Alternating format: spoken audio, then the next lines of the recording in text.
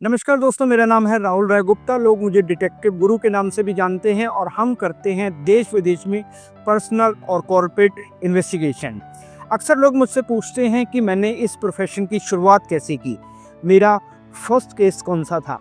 तो आज मैं बताने वाला हूं आपको कि मेरा फर्स्ट केस कौन सा था और इस प्रोफेशन में मैंने कैसे शुरुआत की। जैसे हमारे देश के प्रधानमंत्री श्री नरेंद्र मोदी जी चाय बेचकर देश के प्रधानमंत्री बन गए, उसी तरीके से मैं चाय की टपरी पे बैठ करके प्राइवेट डिटेक्टिव बन गया। जब मैं घर से आया था तो मैं कुछ और बनने आया था, लेकिन वो मैं बन नहीं पाया। तो इसलिए मेरे को अब किसी और जॉब की या किसी और प्रोफेशन की तलाश थी। तो मैं वो देख रहा था कि मैं अब क्या करूं। तो मैं चाय की टपरी पे बैठा हुआ था, न्यूज़पेपर पढ़ रहा था। वहाँ पे मुझे एक डिटेक्टिव की ऐड नज़र आई। डिटेक्टिव से मैं इसलिए रिलेट करता था क्योंकि मैं कॉलेज टाइम पे उपन्यास बहुत पढ़ता था, नावल बहुत पढ़ता था। वेद प्रकाश जी एक राइटर हैं, नॉवलिस्ट हैं। तो उनके नावल पढ़ते पढ़ते मैंने अपनी एजुकेशन पूरी की थी। और उनके नावल्स में एक जासूसी पात्र सुनील हुआ करता था। जो लोग उनकी नावल्स पढ़ते हैं वो रिलेट करेंगे इस चीज़ को। तो मेरे को एक जासूसी का कीड़ा था कि ऐसा कभी मेरे को मौका मिले तो मैं कर सकता हूँ। तो जब उस दिन मैंने वो चाय की टपरी पे बैठ के ऐड देखी और अब मेरे पास कोई काम भी नहीं था, तो मैंने कहा मैं यहीं पे फ़ोन करता हूँ। तो मैंने वहीं से पीसीओ से फ़ोन किया उनको और उन्होंने कहा कि भई आ जाओ। तो वहाँ से मेरी शुरुआत हुई और इस तरीके से मेरी जर्नी स्टार्ट हो गई। तो पीसीओ पे कॉल किया मैंने। पीसीओ से जब कॉल किया तो उन्होंने मुझे बुला लिया। तो मुझे एक उम्मीद की किरण नज़र आई। मुझे लगा कि हाँ, अब कुछ हो सकता है, क्योंकि मैं शुरू से पॉजिटिव रहा हूँ। पॉजिटिविटी के साथ मैंने सोचा कि यहाँ पे जाके देखता हूँ कि क्या होता है और जिस तरीके से लाइफ लेके जाएगी उस तरीके से चलना चाहिए। इस एक उम्मीद के साथ मैंने बस पकड़ी और उनके पास पहुँच गया। श्रीनिवासपुरी में उनका ऑफिस था। और मैं उनसे जाके मिला और उनसे बातचीत की, अपने बारे में बताया उनको कि मैं क्या बनने आया था, क्या करने आया था। और मैं अब निराश हो चुका हूँ और मुझे कुछ करना है और इन्वेस्टिगेशन मेरा पैशन है, क्योंकि मैं बहुत नावल पढ़ता था। उनको भी मैंने बताया तो उनको बड़ा फ़नी लगा, बहुत हँसे वो। लेकिन उन्होंने कहा ठीक है, तुम सही जगह पे आए हो, तुम कुछ कर सकते हो, इसलिए मैं तुम्हें ज़रूर मौका दूँगा। तो इस तरीके से हमने पहला केस अपना उनके साथ डिस्कस किया। लेकिन उन्होंने कहा कि मैं तुम्हें कोई सैलरी नहीं दूँगा, तुम्हें जो हॉस्टल में तुम रहते हो उसका पैसा दूँगा और सामने एक दुकान है हलवाई की, वहाँ पे तुम 3 टाइम का खाना खा सकते हो और बस का पास बना के दूँगा। तो मैंने मन में सोचा कि और लाइफ में क्या चाहिए? आपको रहने का ठिकाना मिल गया, बस का सफ़र मिल गया आपको आने जाने के लिए और खाने के लिए आपको रोटी मिल गई।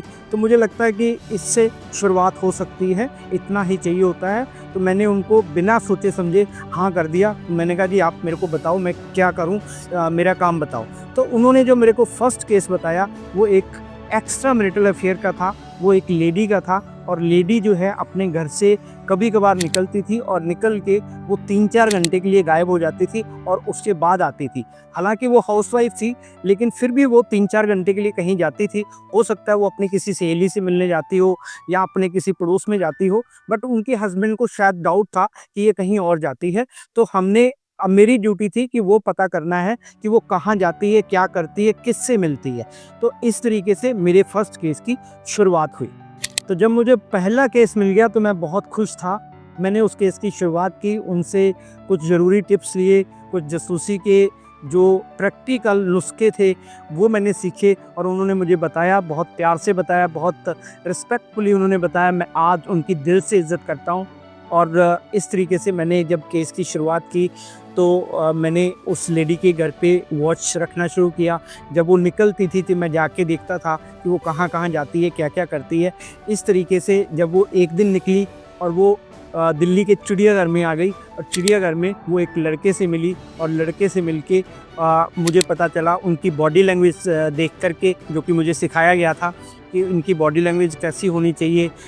एक अगर दोस्त हैं तो उनकी बॉडी लैंग्वेज कैसी होती है, अगर वो प्रेमी हैं तो उनकी बॉडी लैंग्वेज कैसी होती है, अगर वो एक दूसरे से वैसे कोई रिश्तेदार हैं, बहन भाई हैं, उनकी बॉडी लैंग्वेज कैसी हो सकती है। तो ये बॉडी लैंग्वेज के बारे में थोड़ा-सा मुझे नॉलेज मिली और उस आधार पे मैंने उनको देखा और अपने जो सीनियर थे उनको रिपोर्ट किया कि ये एक लड़के के साथ है। तो उन्होंने मुझे एक छोटा-सा कैमरा दिया था, उस समय मोबाइल तो होते नहीं थे, तो मुझे कैमरा दिया था, उससे मुझे उनकी फ़ोटो खींचनी थी, जो कि मैंने खींची और बहुत अच्छी फ़ोटो आई और बहुत मैंने अच्छे तरीके से उनको इस केस के सबूत दिए और उनके साथ दोनों के मिलते के, बात करते के, साथ में घूमते के, उनके काफ़ी सारे मैंने फ़ोटो खींचे। चिड़ियाघर में वो 2 घंटे रहे और 2 घंटे में मैंने काफ़ी उनके ऊपर काम किया और इस तरीके से मेरा जो पहला केस था वो सक्सेसफुली कंप्लीट हुआ और मेरे सीनियर ने मुझे 100 रुपया उसके ऊपर इनाम भी दिया।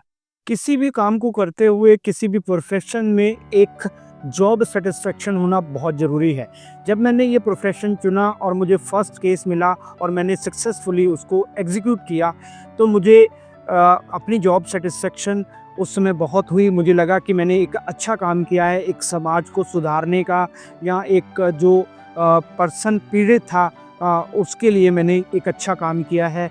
जो शायद एक अच्छा वकील करता है कोर्ट के अंदर और एक अच्छा डॉक्टर करता है अपने मरीज़ को ठीक करके, वही काम मैंने सबूत जुटा करके एक एक्स्ट्रा मैरिटल अफेयर का पता लगाया। तो ये मेरा जॉब सैटिस्फैक्शन था जो कि आज तक जारी है। दोस्तों, ये था मेरा फर्स्ट केस जो मैंने पूरी मेहनत और लगन के साथ पूरा किया और इसी तरीके से मेरे को बहुत कॉन्फिडेंस मिला उस केस के बाद और मेरे बॉस ने मुझे बहुत सारे काम दिए उसके बाद और धीरे-धीरे मैंने वो ख़त्म भी किए और आज की डेट में भी हम पूरी लगन और ईमानदारी से काम करने की कोशिश करते हैं और सफ़र हमारा जारी है और हम पिछले 25 साल से अपनी कंपनी खोल करके ये काम कर रहे हैं, मेहनत कर रहे हैं। मैं कोशिश करता हूँ कि मैं पहले कंसल्टेशन करूँ, केस समझूँ, उसके बाद उसके ऊपर इन्वेस्टिगेशन करूँ ताकि किसी के साथ इनजस्टिस ना हो। और अगर आप मेरे बारे में और जानना चाहते हैं तो आप चैनल को सब्सक्राइब कर सकते हैं और अपने दोस्तों को मेरा वीडियो शेयर कर सकते हैं ताकि ज़्यादा से ज़्यादा लोग इस बारे में जान पाएँ कि इन्वेस्टिगेशन आज की डेट में क्यों ज़रूरी है। जय हिंद।